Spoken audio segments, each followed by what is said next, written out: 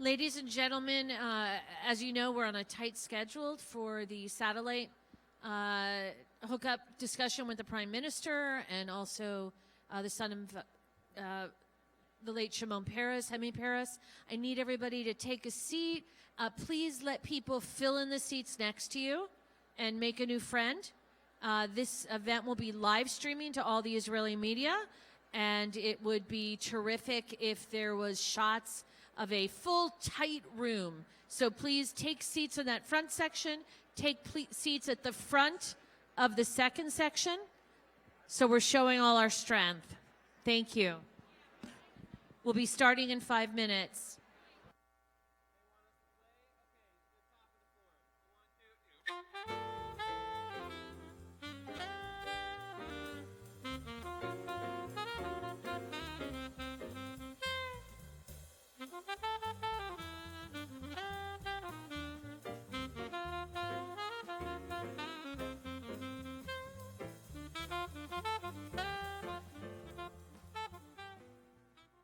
Ladies and gentlemen, please take your seats. Our program will begin in 5 minutes. Thank you.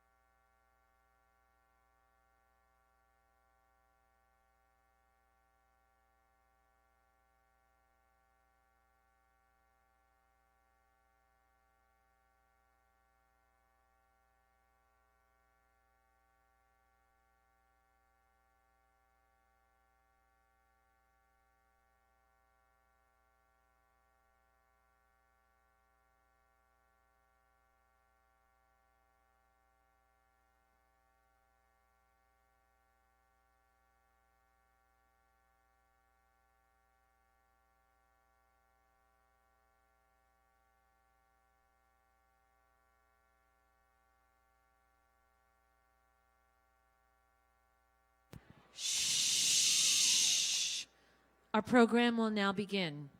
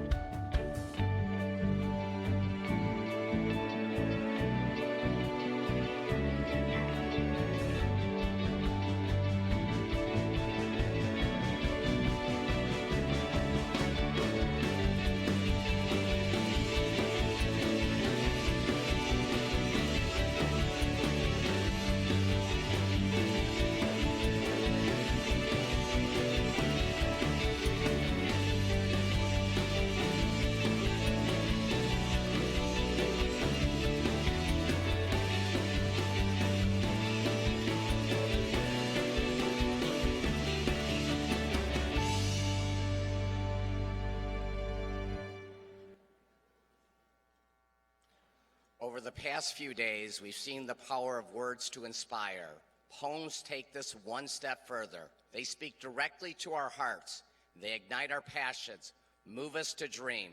It's fitting, then, that poets compose some of our most precious songs, like O Canada, Hatikva, and the Star-Spangled Banner, songs that celebrate our national spirits, that express pride and hope. Ladies and gentlemen, here today to sing the national anthems of Canada, Israel, and the United States, please welcome from the University of Pennsylvania, the Shabbatones, and please stand. Thank you very much.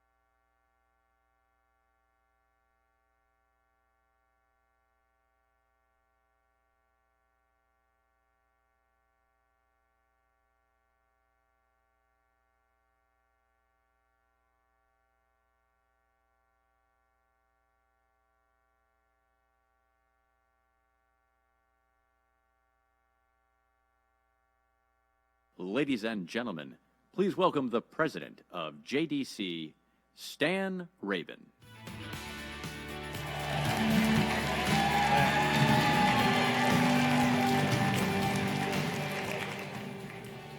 "25 years ago, the Federation movement came together to undertake a task that seemed impossible. What happened then was moving and powerful, a story of struggle and triumph. Here to tell the story of that remarkable accomplishment are two people whose lives changed forever on one historic day.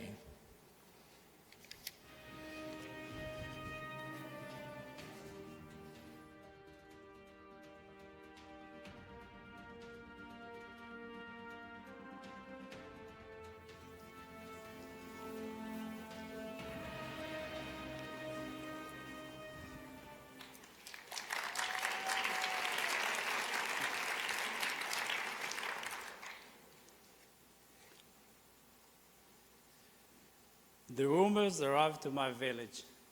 Finally, the road to Jerusalem was open. Secret preparation had been going for months.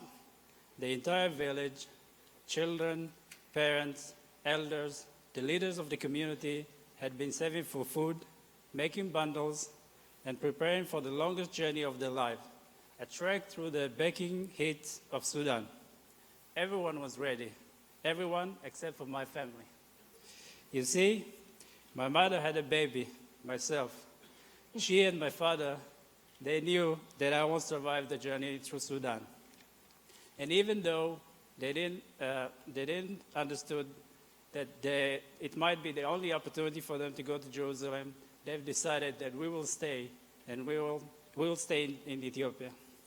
7 years later, in the middle of the night, the opportunity arrived, and the road to Jerusalem was reopened. My mother shook me awake. Pack a few things and be ready, she said. Ready for what? Just be ready. Get ready, it's time.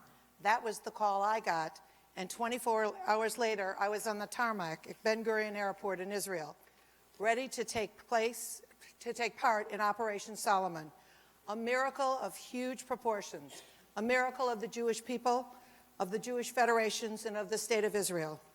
It was Memorial Day 1991, and I was joining with other Federation leaders, national leaders, to serve as eyewitnesses to this remarkable miracle and welcome the Ethiopians home.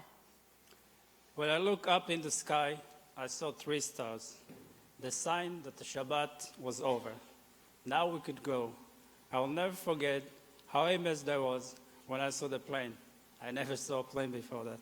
It was massive.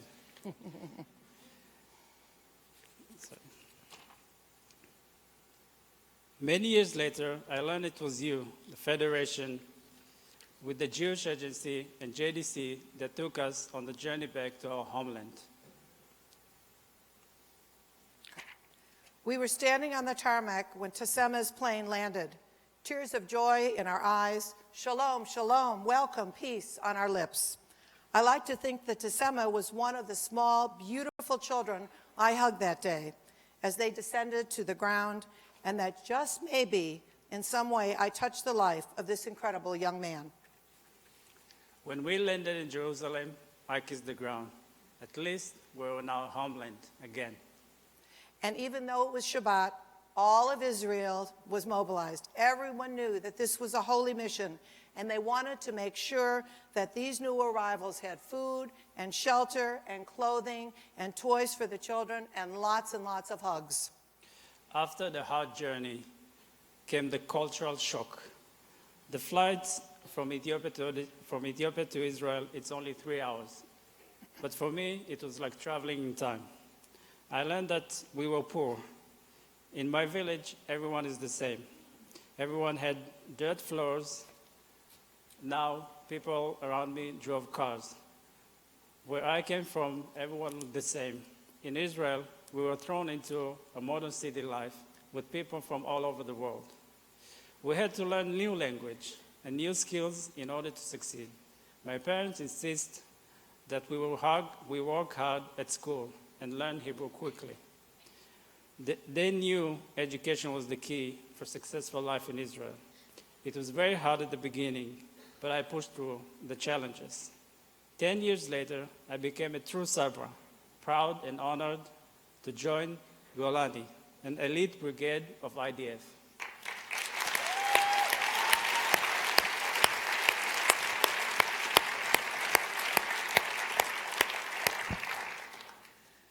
The Jews of Ethiopia were once kings. They called themselves Beta Yisrael, the house of Israel. But by the 20th century, Ethiopian Jews had become a persecuted minority. At first, JDC helped them grow food. Later, they went door to door with health initiatives, one, to identify where everybody was, but to make sure that they were okay, with the goal that they would bring the people home. The first evacuation to Israel in 1984, Operation Moses, brought 8,000 Ethiopians home. But in Operation Solomon, we brought 14,000 Jews home in 23 hours. Bringing our Ethiopian brothers and sisters home has enriched Israel and the entire worldwide community. But our job didn't end at that airstrip. Actually, it had just started. Although my skin color and my heritage can be an obstacle for me and thousands of my community, I have come far. I am deeply thankful for your all Federation support, for your contribution to the Ethiopian national projects, which throughout after-school outreach, leadership, and other programs has helped to support thousands of Ethiopian Israelis like myself. I am thankful for the support of the Broward Federation and its Ethiopian Israeli College Supplemental Fund. But today I would especially like to thank a man who has personally funded my college education, Mr. Ben JFNA and his lovely wife, Dorit.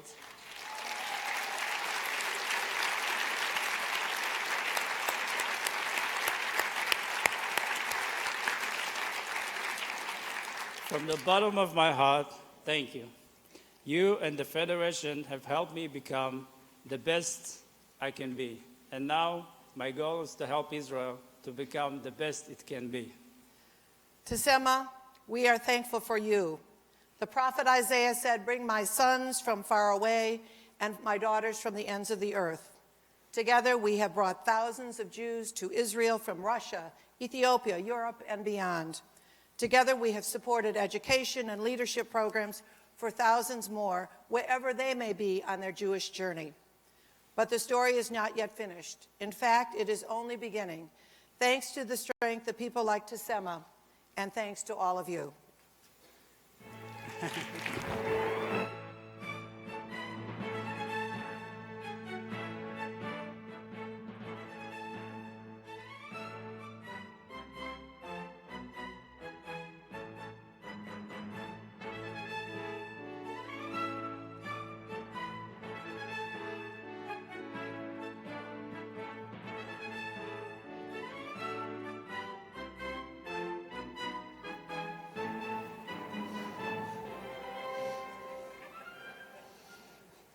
This is the miraculous work that we do.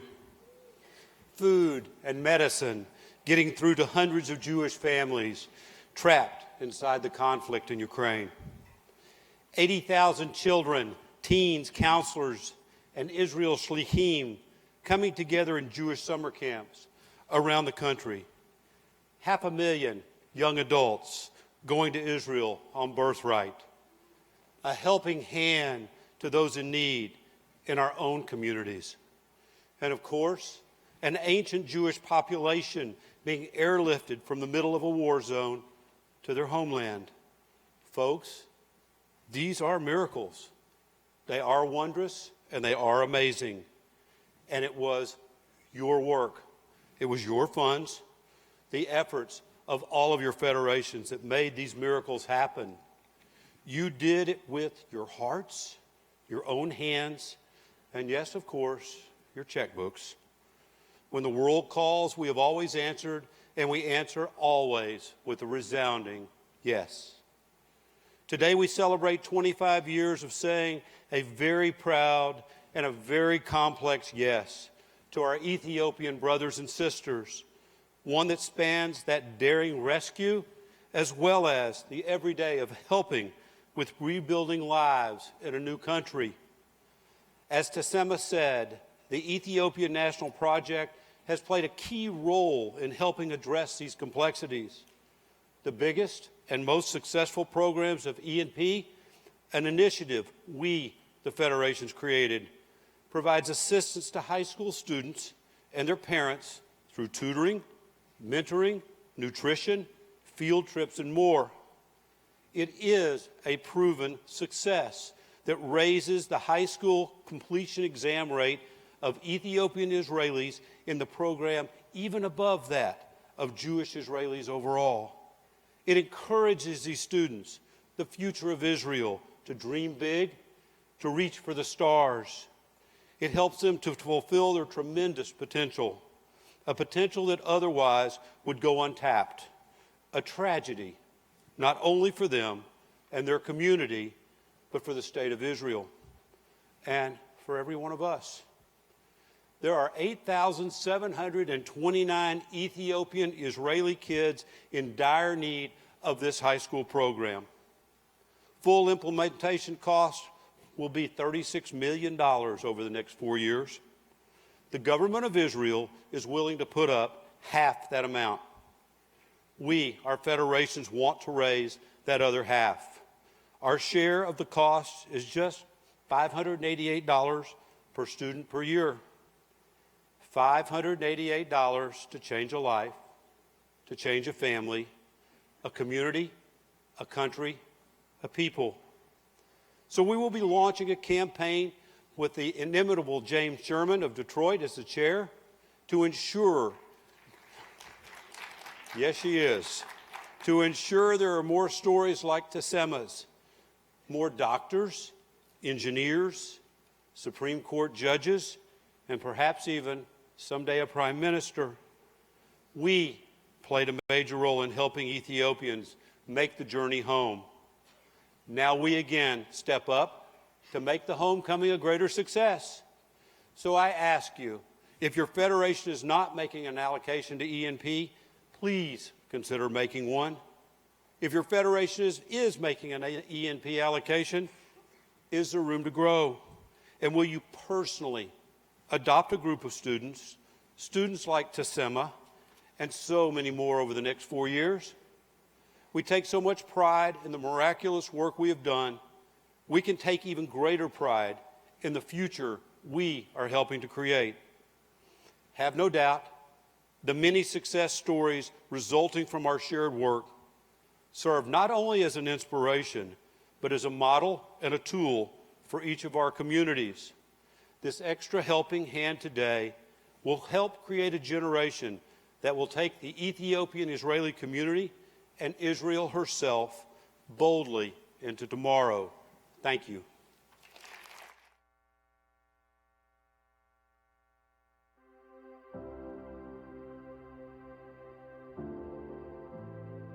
We have about 3 big operations from Yemen. The first one was the magic carpet, where 50,000 Jews were brought on Aliyah to Israel. And then one last wave, where 50 Jews come on Aliyah, among them the father and grandfather, grandmothers, the family of many.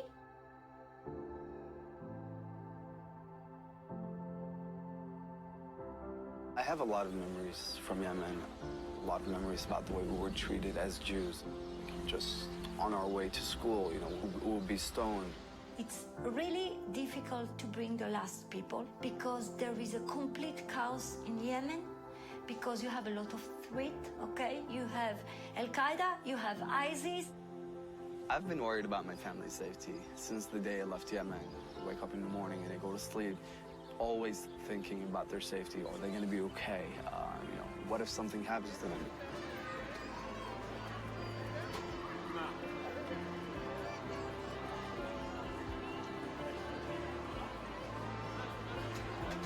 I've waited for this day for 10 years, Every day I just wake up in the morning thinking about the day that I'm actually going to be together with my family again. And today it's finally happening.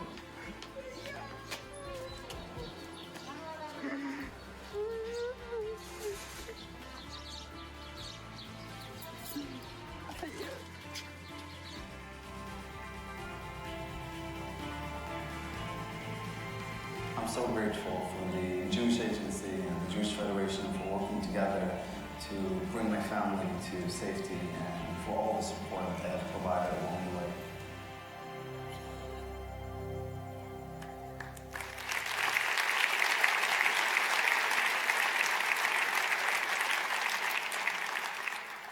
Good morning. What an honor and a privilege to be here with you this morning. It's only been a few months since I reunited with my family, and there are times when it's still hard to believe that we're actually all together again. It's a hard thing to be separated from your family for 10 years, especially while you're still growing up. But throughout that whole time, I had a larger family looking out for me. I had you. Because of that larger family, I was welcomed into Jewish homes in cities across the United States. And today, I'm living in New York. Getting an education, a real education, giving me a genuine shot at a great future, something that never could have happened in Yemen. But it's not just my family who we've cared for and supported, and even rescued. Every day I meet people from Yemen, Ukraine, Ethiopia, from countries all over the world, who have new lives, who are able to live openly, Jewishly, in a place where they can feel safe. And without you, none of it would have been possible. So with all my heart, I thank you for all of us. Thank you.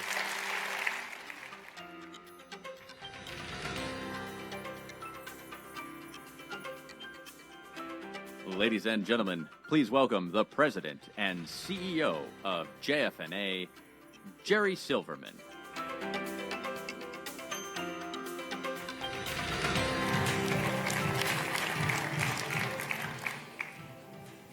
If I may, before I begin, ask you for a personal moment, because tomorrow is Miriam and Naomi's birthday, our girls. Miriam and Naomi, happy birthday.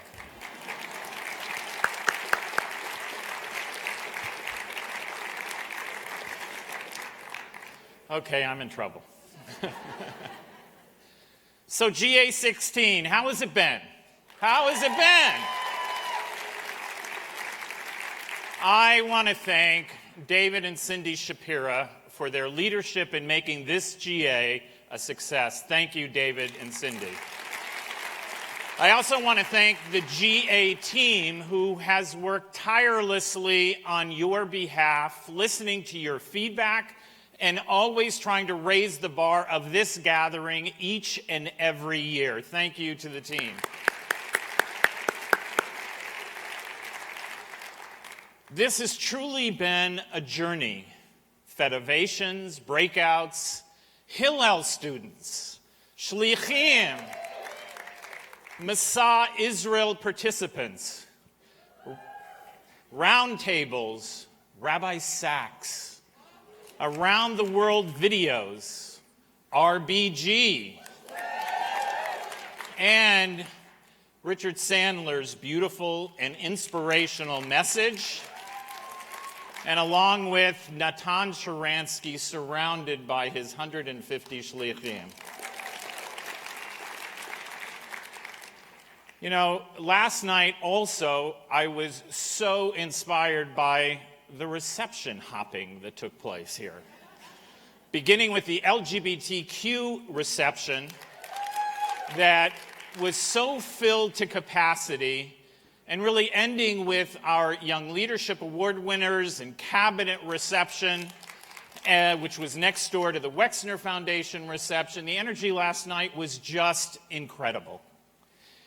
And today, I really want to focus on our federations.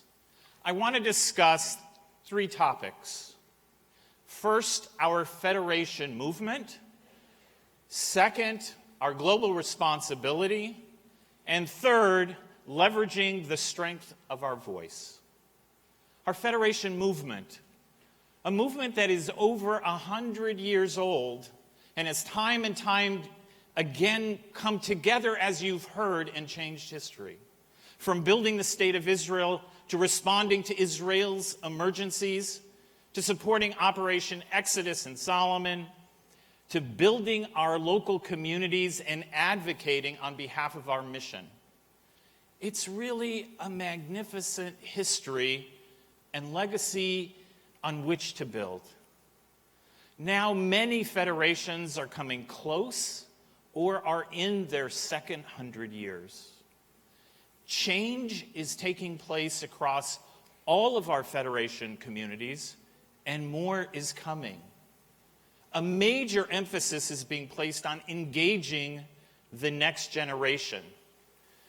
There is very creative and groundbreaking work being done.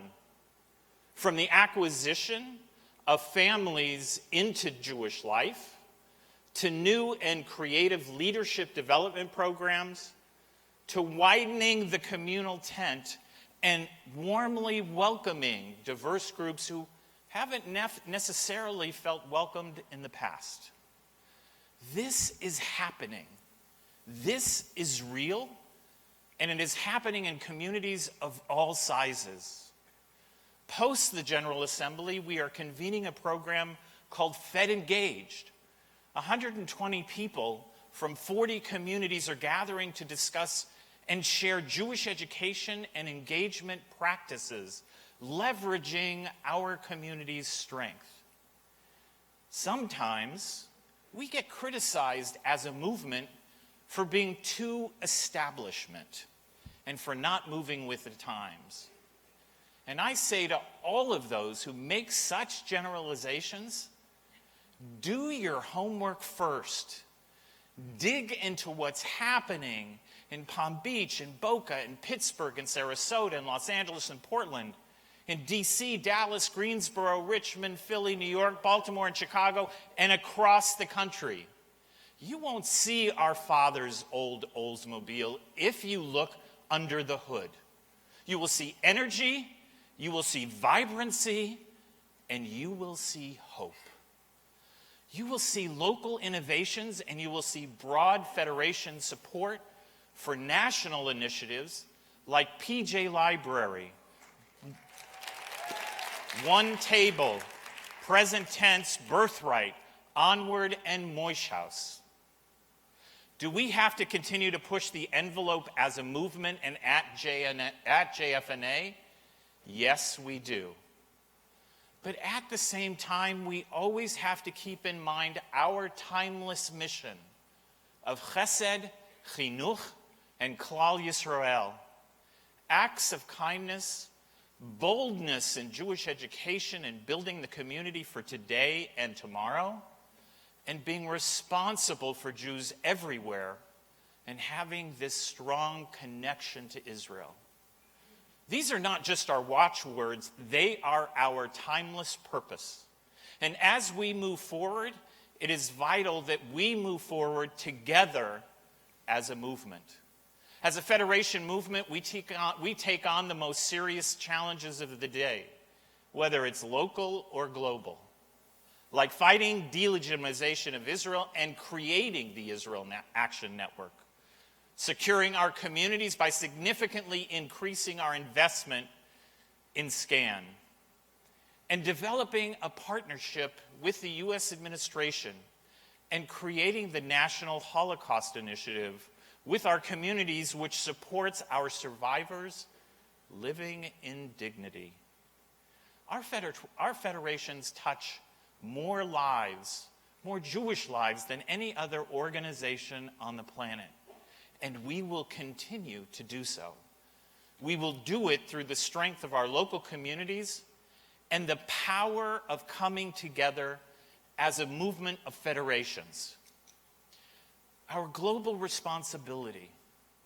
I want to take a brief moment, we've seen so much here, to thank our global agencies for their amazing efforts. Thank you so much.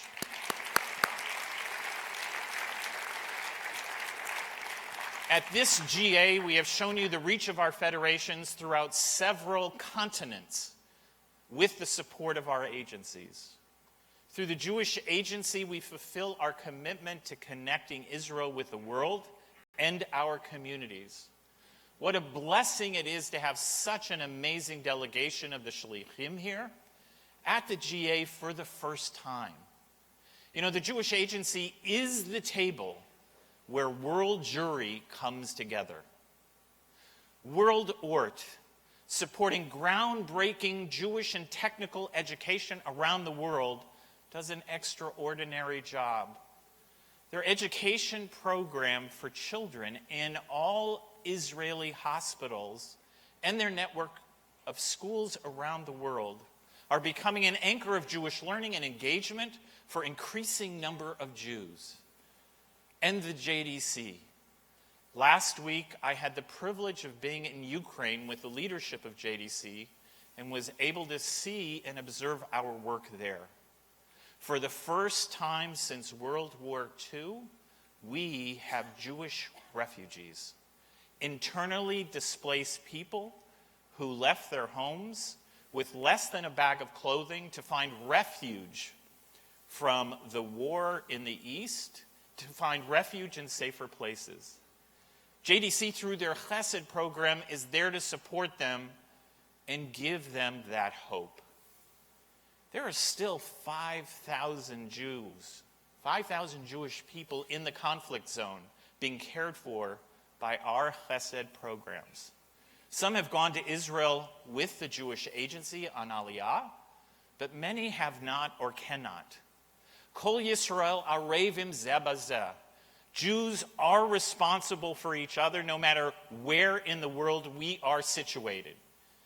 This is our global mission, and it is being executed every day on our behalf, and sometimes with our professionals working under the most dangerous of circumstances. We all have global responsibilities, not just when the world events occur, but each and every day. This is our mission as federations. This is our unique value proposition, and we can never move away from this responsibility. These are our values as a Jewish people. And our voice. It is essential that we recognize and understand a key aspect of our responsibility to speak as a community. Federations represent the entirety of the community. And this means we have to be very thoughtful when using our voice. We do not all have to agree on every point, but we have to respect our differences. But we do have to speak and act with unity and determination when it comes to our shared values and mission. You know, we have representatives in our DC office driving our message in the halls of government on issues of social service, on security, and we have our Israel office communicating our positions and building relationships in Israel. We will not have a collective voice on all issues. However, there are issues that are very clear. UNESCO's despicable record on Israel and its most recent resolution on Israel are abhorrent.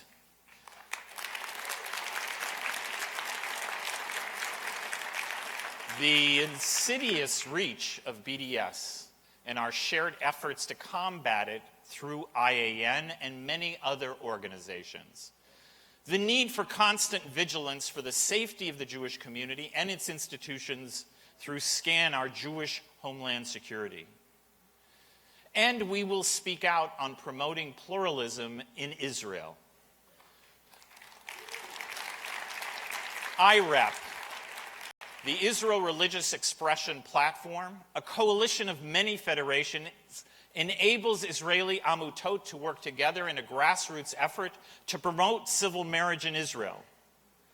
We have had a particularly strong voice also with respect to the Kotel. Almost 4 years ago, the Prime Minister asked Natan Sharansky to take the lead in solving the Kotel issue and to make possible one wall for one Jewish people.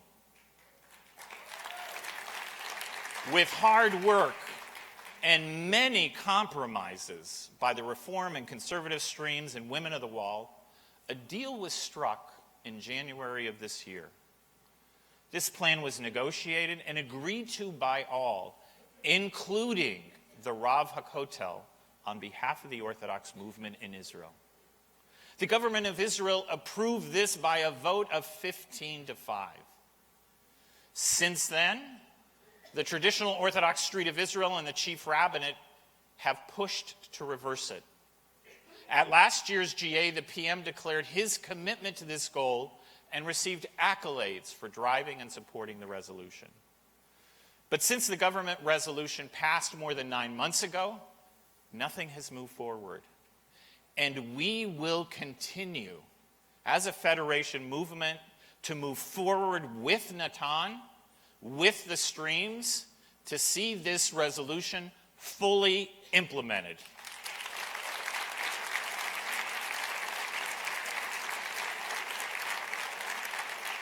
You know, there are times when we as a federation movement need to have a unified and loud voice. We have to say Hineni. We have done so before and we will continue to do so, always with respect. And as Richard said in his speech yesterday, we will do it with unity in mind. As we face more challenges in these uncertain times, our collective voice is more crucial than ever. You know, change comes in many forms, and different times call for different measures. But our mission always stays constant. We hope that your Jewish journey at the GA continues for many years to come, and we look forward to sharing the journey with you. In fact, begin your journey to next year's GA in Los Angeles right now. Registration, I'll say this again, registration for GA 2017 is officially open. And if you register today, you get $100 off the price. Go to generalassembly.org and use the code GA17. And of course, we all look forward to seeing you there. But you know, dynamic, evolutionary, and some revolutionary changes are taking place in our communities every day. It's an exciting time as we move forward as a movement, together leveraging the strength of our 151 federations and 300 plus network communities.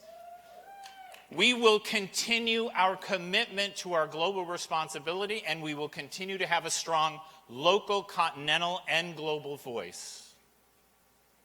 You know, I'm beginning my 8th year of service. I am more proud than ever to say that we are Jewish Federations of North America. Thank you.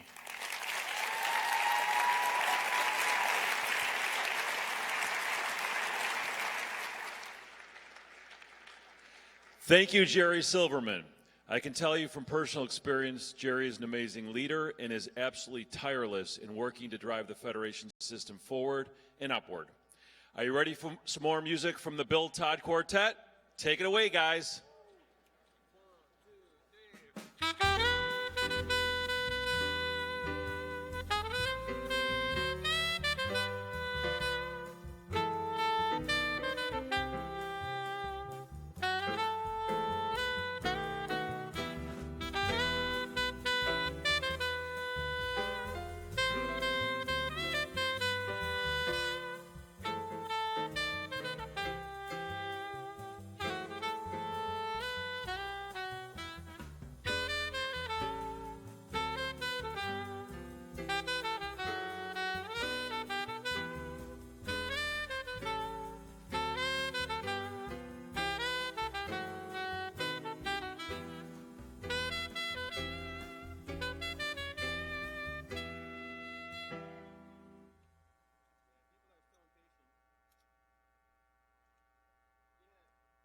Ladies and gentlemen, please welcome the treasurer of JFNA, Jody Schwartz.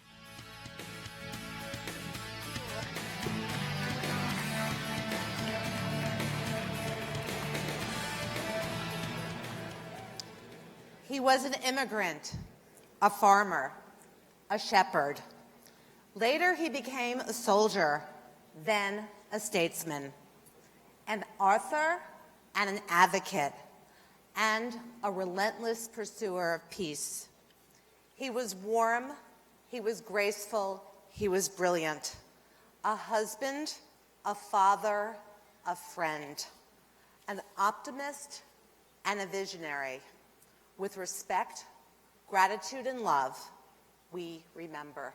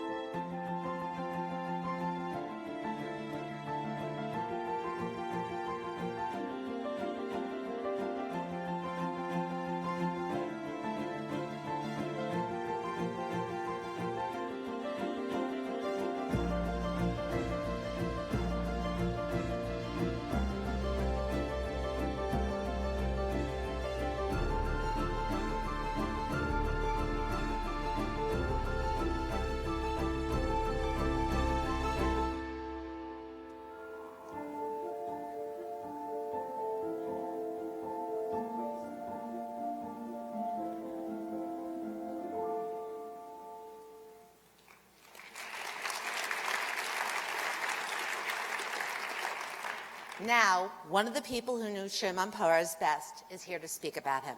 Please welcome his beloved son, Hemi Peres.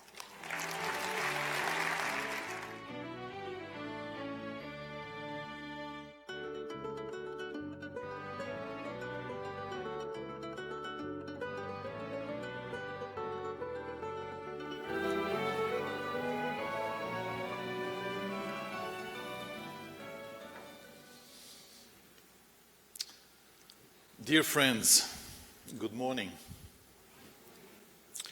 I would like to begin with my thanks to JFNA. Thank you to Richard Sandler, the chair of the Board of Trustees, to Cynthia and David Shapiro, the GA co-chairs, and to Jerry Silverman, who is watching me behind the scene. Thank you for this tribute to my father, for your friendship and support. They serve a pillar of strength during this time of sadness.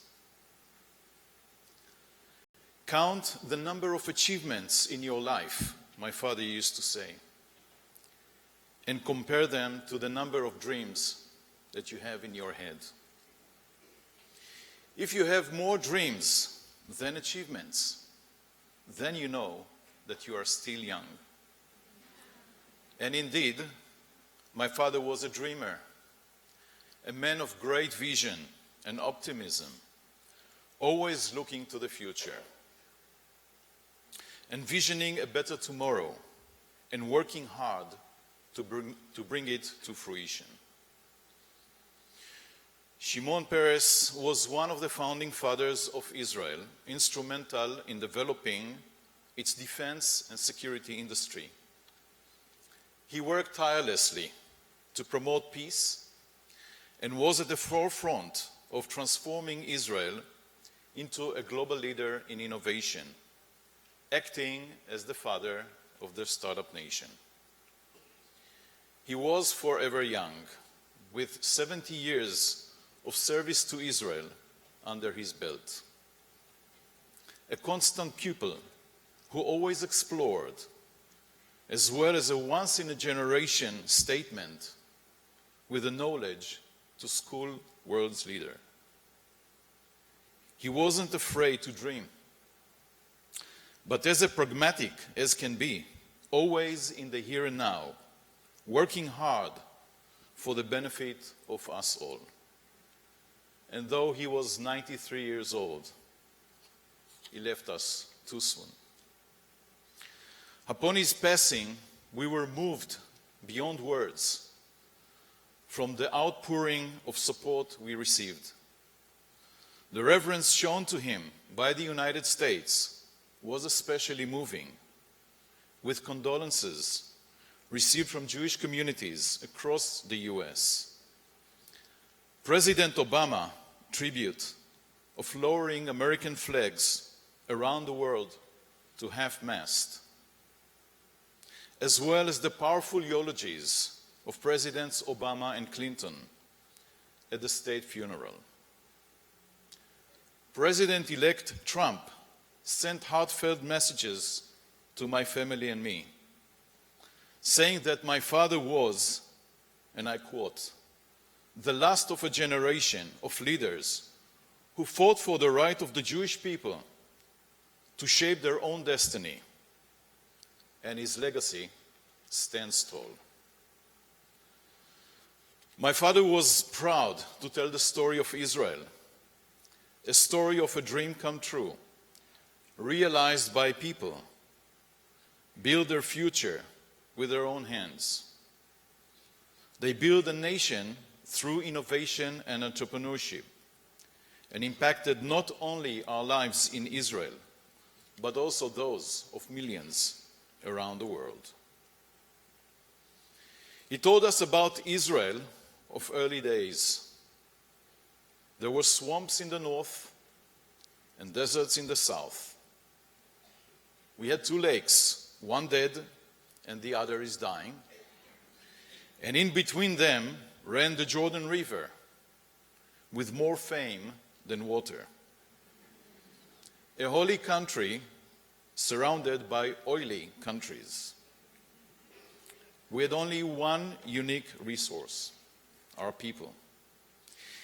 His belief in people and their ability to be positive agents of change is what led him to establish the Peres Center for Peace some 20 years ago.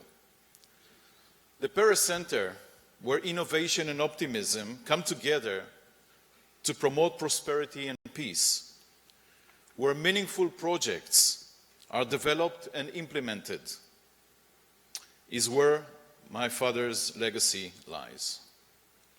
Looking forward, as you would always do, we will continue to dream and innovate. In parallel to the Peres Center's important projects in the fields of peace, education, medicine, healthcare, business, and the environment, we remember his words.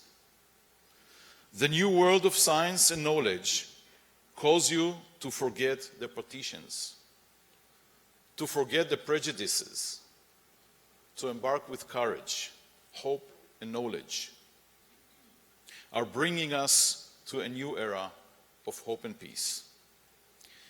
In this new era, he believed, for the first time in history, scientific and technological advancements are becoming more important than natural resources. But he noted, technology without moral values can be dangerous, just as moral values without scientific advancements may lead us to poverty. And indeed, last July, together with President Reuven Rivlin and Prime Minister Benjamin Netanyahu, my father launched his flagship initiative, the National Israeli Innovation Center.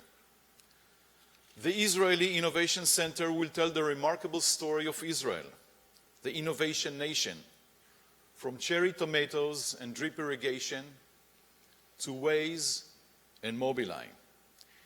It will highlight the global human impact of Israel's achievements and explore how to expand the startup nation into the startup region, building bridges for peace and prosperity. World leaders will be invited to learn about Israel's remarkable breakthroughs. Professionals will be able to connect to the local startup community, and youngsters from all backgrounds and religions will be able to reveal the techie, entrepreneur, and peace builder within themselves. The Israel Innovation Center will be a gem in Israel's landscape, acting as a beacon of innovation and hope. It will be a place of pride about what we have achieved as a nation and the Tikkun Olam born out of Israeli creativity, a road to a new era. With the sadness we carry, we know the important work of the Paris Center for Peace and Innovation will continue to make a difference. Our message echoing across the globe. To do so, and to honor the legacy of Shimon Peres, we invite you to join hands with us on this important path of promoting innovation, prosperity, and peace for the benefit of us all.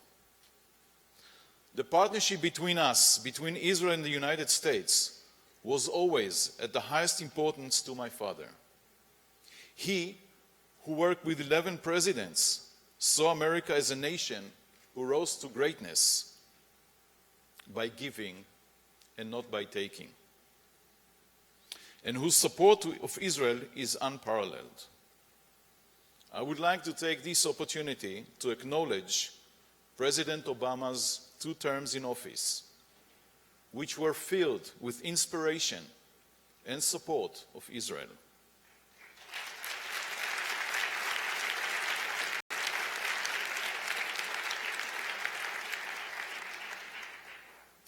His friendship with my father, the honor bestowed upon Israel when he awarded President Peres the Presidential Medal of Freedom, and his support when my father passed away, shown the close bond he shares with Israel and its people. I would also like to thank Secretary Clinton for being a close friend to my father and a staunch supporter of Israel.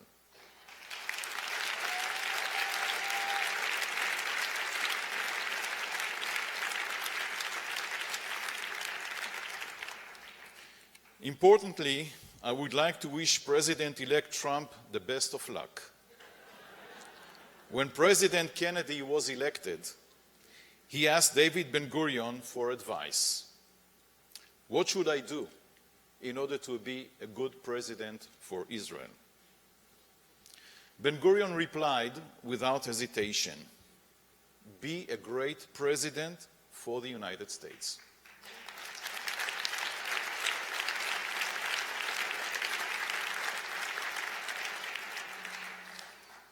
I am sure President-elect Trump will maintain the unbreakable link between Israel and the US, at the core of which are the unwavering support of Israel's security and the forever extended hand for peace.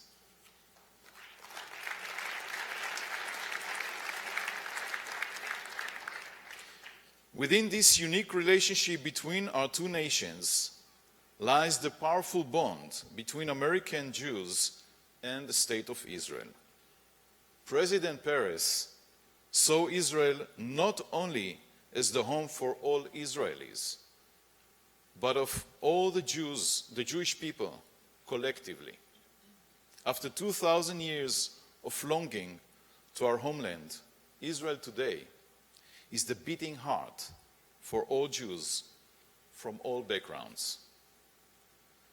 My father saw the relationship between Israel and the American Jewry as a union based on a powerful belief in the core values of our prophets and their moral calling for Tikkun Olam. He greatly admired the important work of federations in making Jewish life possible and accessible to everyone, everywhere, as well as their crucial role in the establishment of the State of Israel and in ensuring its prosperity today. Dear friends, I'm privileged to walk in my father's path, carrying on in the mission to realize his vision and to honor his legacy. As I am a strong believer in the power of dreaming, I would like to leave you with one final quote from my father. And I'm quoting: Israel exceeded all of our dreams. Looking back, I only regret that our dreams were not greater.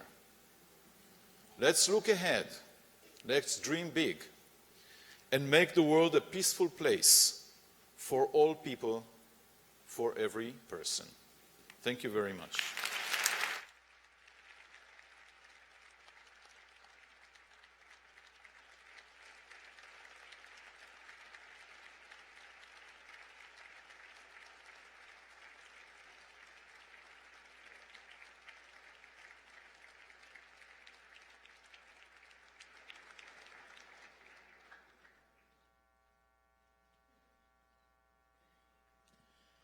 Good morning. Bonjour. I am Julia Reitman and the chair of Jewish Federations of Canada, UIA. Thank you. That has increased interest these days.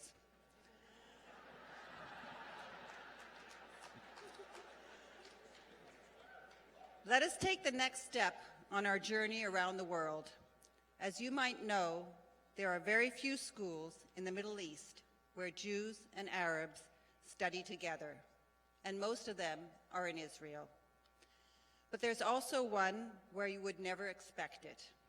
It's 2,409 miles away on the north coast of Africa, in a country that's 99% Muslim, Morocco, where the Jewish community is 3,000 strong and thousands of years old.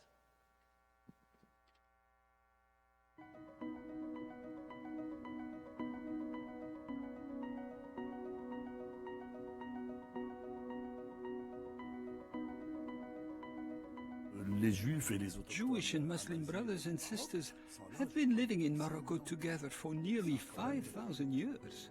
When I was very young, I didn't have enough wisdom to realize the unique thing of being in a co-living existence. In this community, Jews invite Muslims and Muslims invite Jews over to our homes. We know their laws and customs, and they know ours. It's complete mutual respect.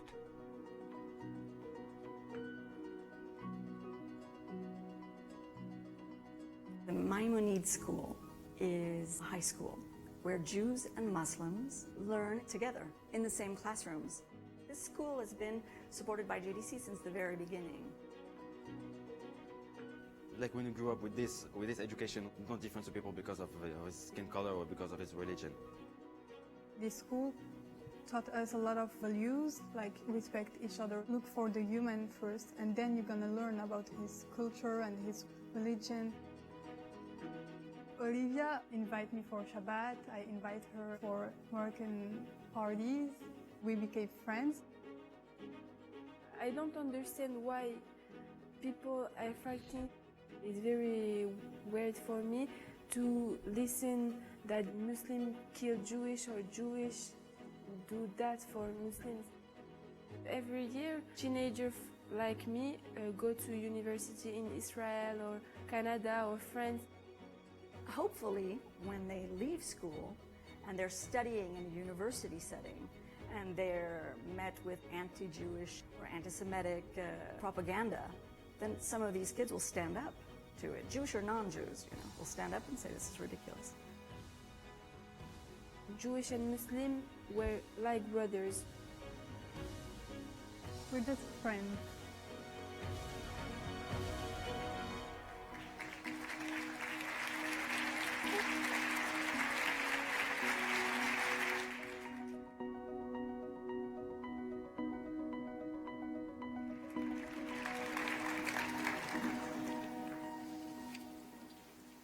Assalamu alaikum. Shalom aleichem. If you hadn't just seen that video, you probably wouldn't expect someone like me to be best friends with someone like her. But, as you just heard, we are friends, and we are really good friends. And more than that, our parents are friends. In fact, they probably spend more time with each other than we do, and we go to school together. My parents are traditional Moroccan Jews. They only eat kosher meals and respect Shabbat. And mine are traditional Moroccan Muslims. They pray 5 times a day, only eat halal meat, and fast during Ramadan. But even with all of their traditional beliefs, they knew it was critical that their kids become children of the word. That is why they sent me to Maimonides School. The school opens up the mind of all of its students. It enables us to have conversation that so many people spend their entire life unable to peacefully have. We even have a required course that is dedicated to having Middle Eastern debate and conversation. And guess what? At the end of every class, we still love each other. We're taught that disagreement is okay. We're able to have real dialogue about different points of view. But it is not just us, the students, who benefit from a school like this. It's also our parents as well. They become friends with one another, and they too learn how to have the same conversations. My parents wanted me to be a child of the word, but in turn, through exposure to my experiences in school, they also became people of the word. My parents were thrilled that Miriam's family came to spend a full Shabbat with us. Listening to her father reading the Torah and taking part to their prayers before lunch, it made me realize we're actually more similar than we're different. We believe in the same God. We both preach kindness and hold family in the highest regard. But we are not naive. We know that we're just a small school. But we all know what the Talmud says about the impact one person can have. To save one person is to save the word. כל המאבד נפש אחד, מעלה עליו הכתוב, כאילו קיים עולם מלא. כל המקיים נפש אחד, מעלה עליו הכתוב, כאילו איבד עולם מלא. And the Quran Karim says it as well. To save one life is like saving all of mankind. من قتل نفسا بغير نفس أو فساد في الأرض فكأنما قتل الناس جميعا ومن أحياها فكأنما أحيا الناس جميعا.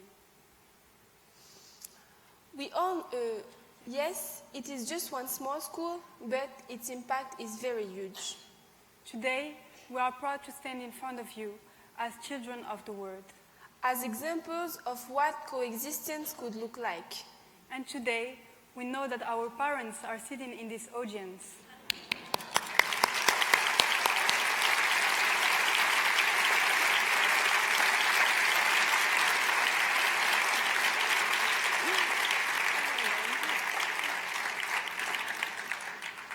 They're watching us speak to all of you and thinking, whoa, it was all worth it. شكراً. תודה רבה.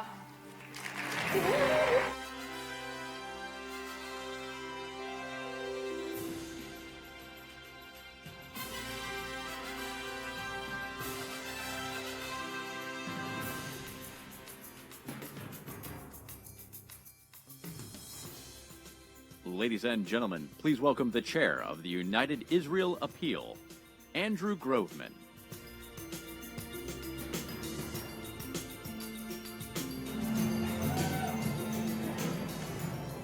Good morning. Answering crucial needs can take many forms. Sometimes what's most needed is a guiding hand to open up doors and help unlock potential, a willing ear to listen with compassion, or the ability to see hardship and respond with vital acts of true friendship and chesed. In a moment, we'll take a look at 3 innovative programs by New York, Los Angeles, and Atlanta.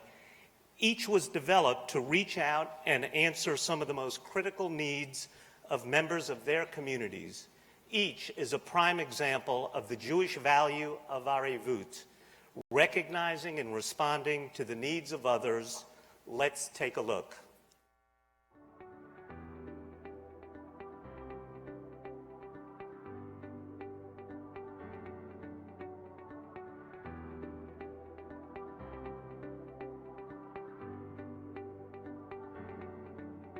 This is a special place. Waking up in the morning and coming here and working here and seeing my friends and seeing the horses. You just notice it when you're with them. It's amazing. We know that we're just having a huge impact. We estimate that there are about 25,000 Jewish adults with special needs in Los Angeles. Our goal is to reach all of them. Shemesh Farm is a program that we were involved in from the very beginning. It was born out of the priority of addressing the issue of integrating those with special needs in the community and giving them the best shot at having a meaningful, independent life. Many folks with special needs have had services provided for them as children. And as they start to age out of those systems, they start to transition to adulthood, they're really alone. There really isn't a lot for them. What's unique about Shemesh is we're not a workshop, we're not a day program, we're a social enterprise, we're a business. We talk about money all the time with the fellows and our revenues. We have to weigh our products, we have to figure out the marketing. We're not doing menial work. They're getting a paycheck. It's huge for them. If our reason for being is to sustain, support, and build the Jewish community, then we have to figure out where the holes are. Individuals with special needs are people who have fallen through the cracks. The Shemesh Enterprise Program has helped me be independent, and it has helped build up my confidence.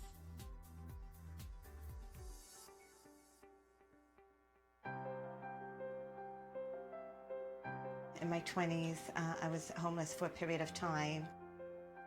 There's a perception that poverty is not a particularly Jewish issue, and at least in New York, that could not be more wrong. 500,000 Jewish people live at or near the poverty levels. I made the typical box, to live in the winter time. It was cold. The biggest challenge being on the street is just being warm. Fortunately, I had friends on the street that told me about Project OR. The mission of Project OR is to move them from a place often of crisis and isolation to stability and then to community. Project OR was like a safe haven for me. It helped me keep off the street. We celebrate all of the Jewish holidays, and we have a weekly Oneg Shabbat for folks who have felt isolated, excluded. Through the Jewish lens, we are connecting vulnerable people to their Jewish roots and giving them spiritual comfort, dignity, and respect. I first met Gail 4 years ago. I've seen a shift. Somebody who first presented as isolated to this really empowered place. You know, the mind and body are connected. I'm in a better state of mind now. I have a community. They really are a blessing.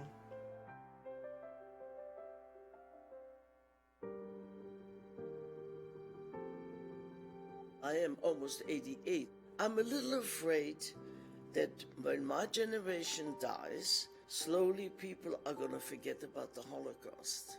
I'm the last generation of people that you can talk to.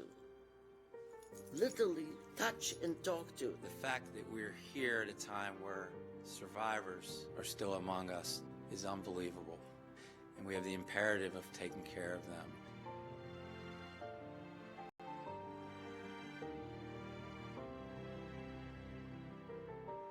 We've had services here for Holocaust survivors for a long time, but never have we asked the client what they needed and built a program specifically around their unique needs. They want to forge connections with the younger generations. They want to ensure that their stories live on. I felt just so grateful to be in a room with such amazing people. It is so important to hear stories, and each story is different, and you have to hear it so they don't ever repeat the Holocaust ever again. I love to talk to young people, and I was very flattered that they were interested. I truly feel as though it is my job to tell generations to come my experiences with these Holocaust survivors, to continue to tell their story.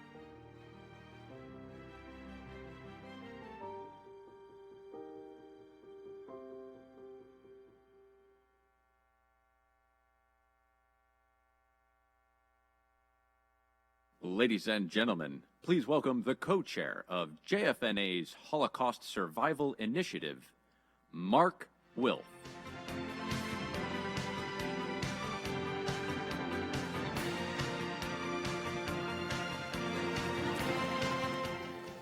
Good morning.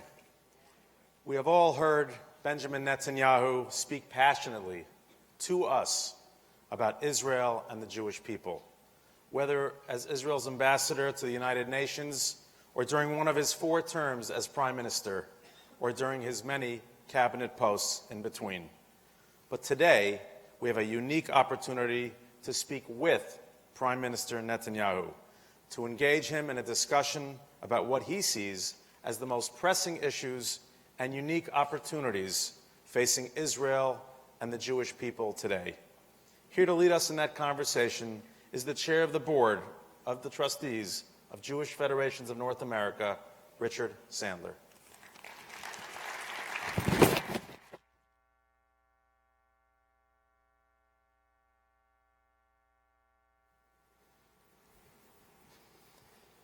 Thank you, Mark. Again, we're very privileged today. The Prime Minister will be joining us in a minute to have a discussion about things that are on all of our minds. We appreciate that opportunity, and while we're waiting, I want to again thank all of you for joining us here at the GA, and let me do what Jerry also did a minute ago. I cannot thank our staff more for the work they've done here.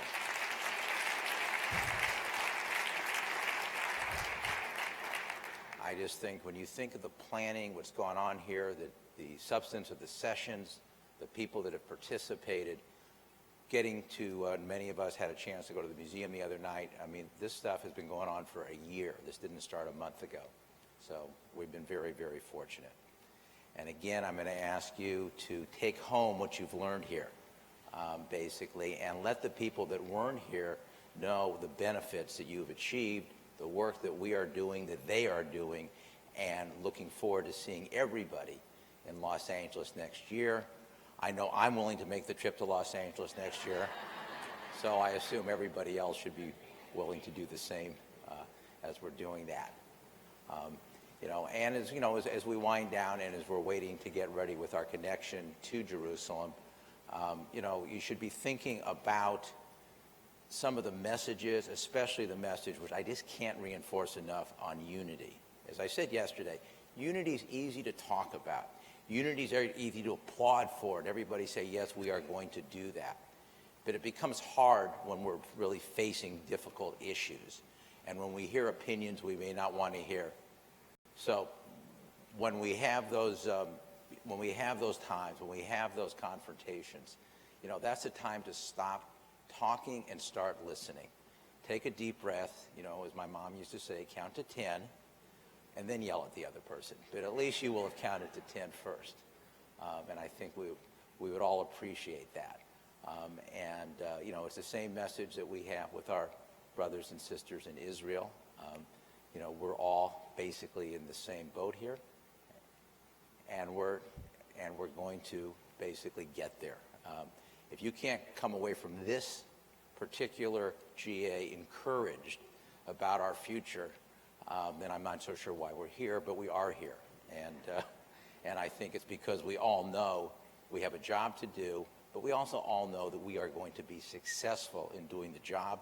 I love what Hemi Perez said in quoting his father about dreams and accomplishments.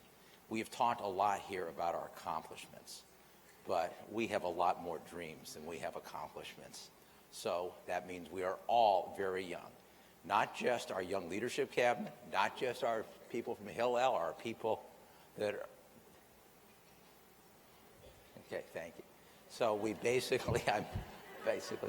I'm talking to you, I'm talking to other people, they're talking to me, basically.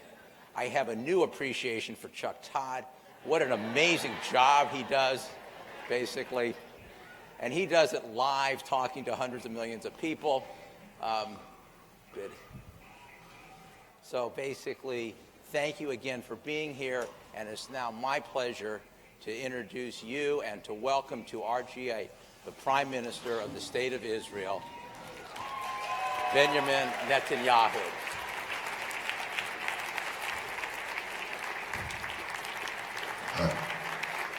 Mr. Prime Minister, I know you can't see us, so we can see you. I just want you to know you have 3,000 people standing right now applauding and welcoming you to our stage. We've been very fortunate the last couple of days to have had some great sessions here. And again, thank you for taking out your time. So let me start with the questions. This one, I think you... Well, thank you, Richard. And hello to all of you from Jerusalem.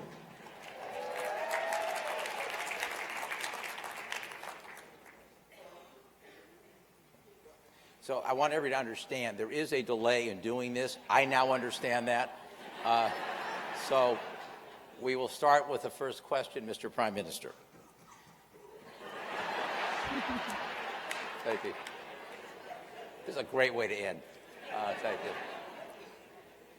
I'm sure you will not be surprised to know that many people in this room today have approached me over the last couple of days asking me what is happening with the government resolution passed earlier this year to establish the egalitarian prayer space at the Western Wall. So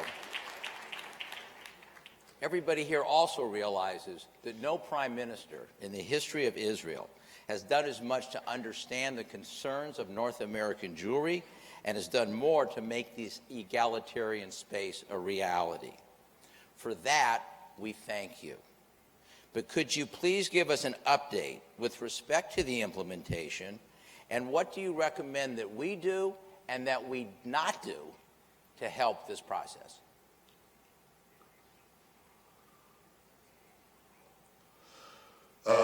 Richard, first let me say that in front of the GA, I think that the partnership between the United States is so strong, the alliance is so powerful, that I, for one, find great encouragement in the fact that there's this continuity of friendship, bipartisan friendship, across administrations, and I think a good part of it is based on the fact that the 3,000 people in this room. So before I answer your question, I want to say thank you and keep it up.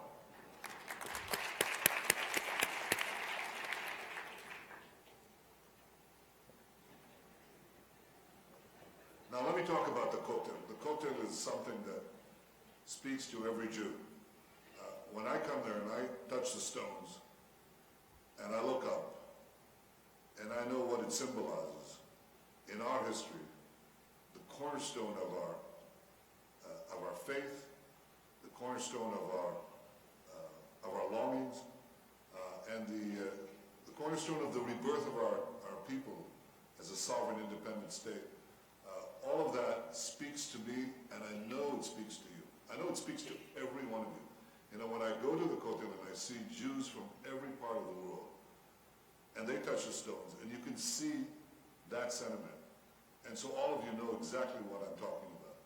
This is why I've tried to establish a policy that enables the Kotel to be receptive to Jews from every part of the Jewish world. And this is something that remains our policy. It was implemented, or rather it was resolved in a government resolution. Now I'm going to tell you a secret about Israel's government. It doesn't quite work the way that the American government works. Example, the flagship decision that I had, the economic decision that I had, was about the natural gas that we discovered in the Mediterranean. Billions and billions and billions of dollars of natural gas that would go to the Israeli economy for all the social, economic, and other needs that we have. Nothing could be more important. I passed a resolution in the government. We couldn't pass it. We had to work further to achieve compromise, to achieve other arrangements between the various parties involved. And finally we passed it. In a way, that is what is happening here as well. We passed a resolution, we're working with the parties, we'll still need to work a little more. It's not so simple. In fact, it's complicated. Richard, you said your mother told you to count to 10. My mother told me to count to 15. Take your time. Think about it. Talk to the parties. See if you can come to an equitable solution. And here's my recommendation for me to succeed in this. We can build ramparts, we can build barricades. That ain't going to solve it. I have found, and I know wherever I speak, that sometimes you need quiet diplomacy. A lot of times you need quiet diplomacy between Jews and Arabs. This is one instance where I think we need quiet diplomacy between Jews and Jews. That's a lot more likely to get the result we all seek. Thank you. President Obama at the UN in 2011 said, and I quote, "Peace will not come through statements and resolutions at the UN. Ultimately, it's Israelis and Palestinians who must live side by side. Ultimately, it's Israelis and Palestinians, not us, who must reach agreement on the issues that divide them, on borders and security, on refugees, and on Jerusalem." Mr. Prime Minister, now that our presidential election is over, do you see any change in the position of this country on this subject of the UN, and do you expect a resolution to be brought to the UN anytime soon?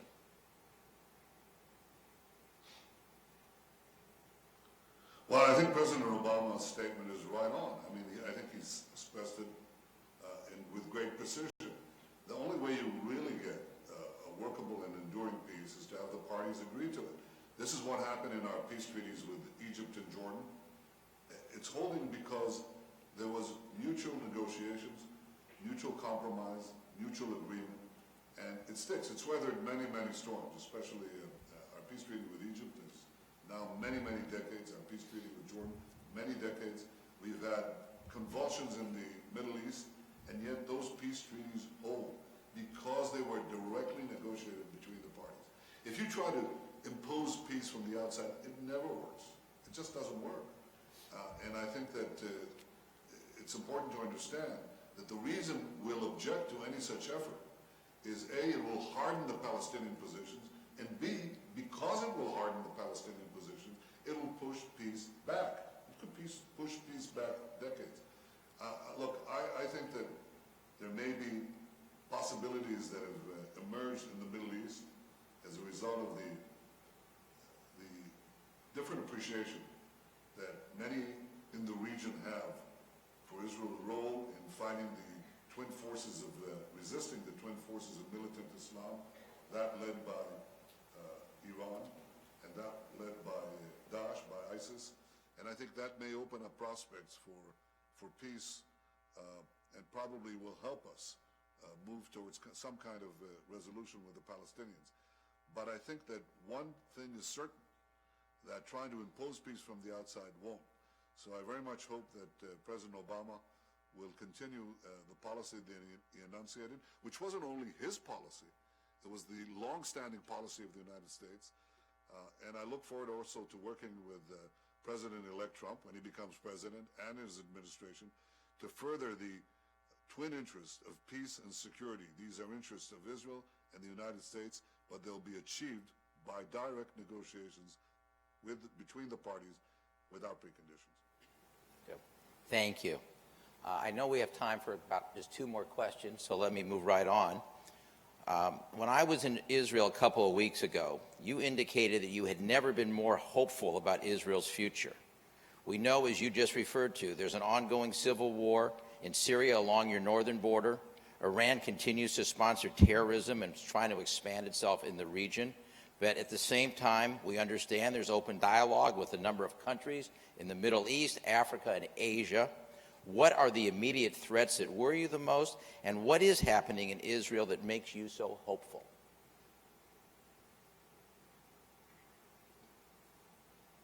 Well, first of all, I'm coming here from a meeting with a senior minister from the government of Vietnam. He invited me to Vietnam. I'm going in a few weeks to Kazakhstan and Azerbaijan, 2 Muslim countries, one a Shiite Muslim country. I'm going to Singapore. An Israeli prime minister never visited Singapore. I'm going to Australia, and then I'm going to Fiji. Fiji, why am I going to Fiji?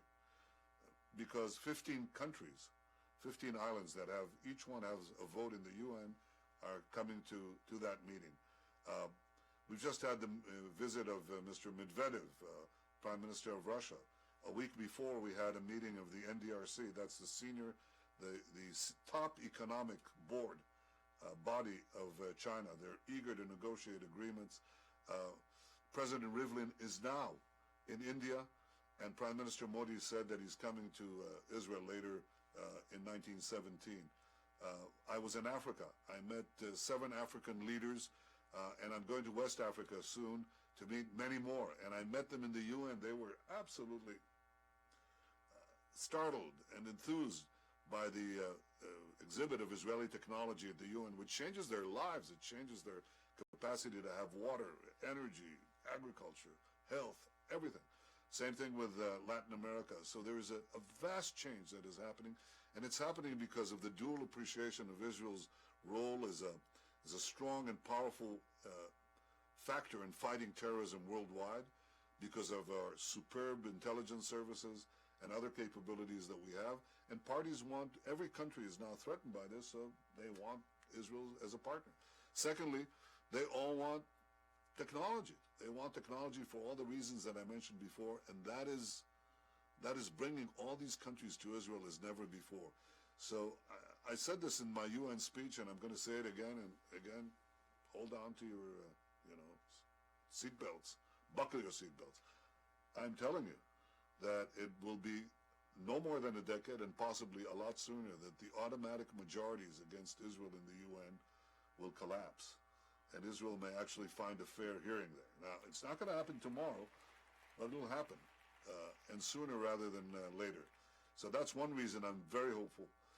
The second reason I'm hopeful is because of the change in the attitudes of many in our region towards Israel, for the reasons that I mentioned before. And the third reason I'm very hopeful is because of the great change that is happening inside Israel. The Israeli economy and the Israeli society is seizing the future. We've just put in the largest package of assistance to the Arab sector in the history of Israel, 13 billion shekels.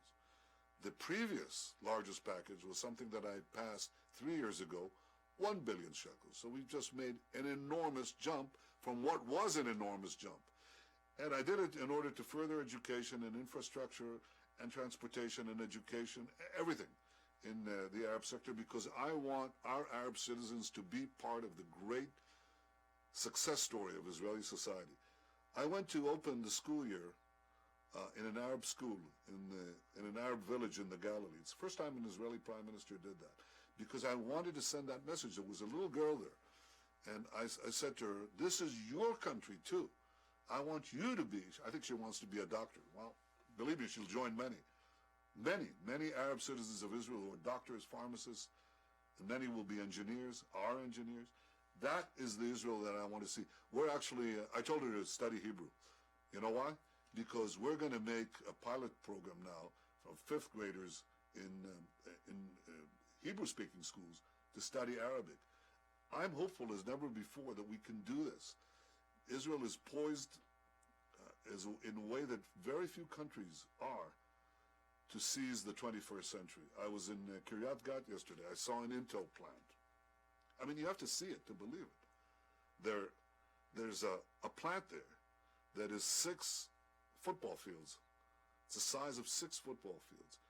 It's automated. People walk around with these white uniforms. It's like a Woody Allen film, you know?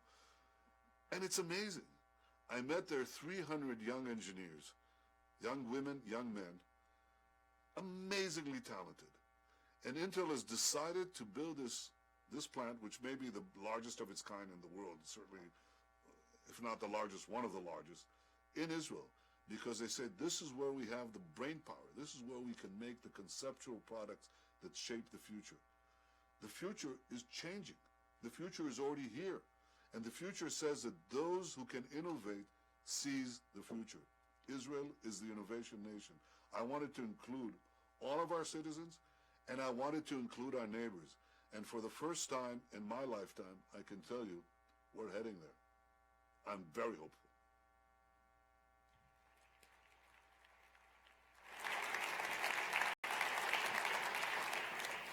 Mr. Prime Minister, thank you for leaving us with such a hopeful message and also educating us with what is really going on in Israel. We thank you so much for taking the time to address us this afternoon, and we thank you for your leadership and what you are doing. Take care of yourself, and again, I hope to talk to you very soon.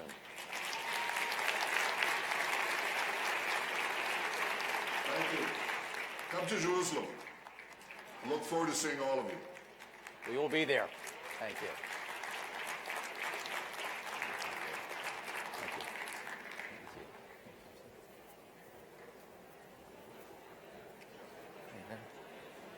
Are we?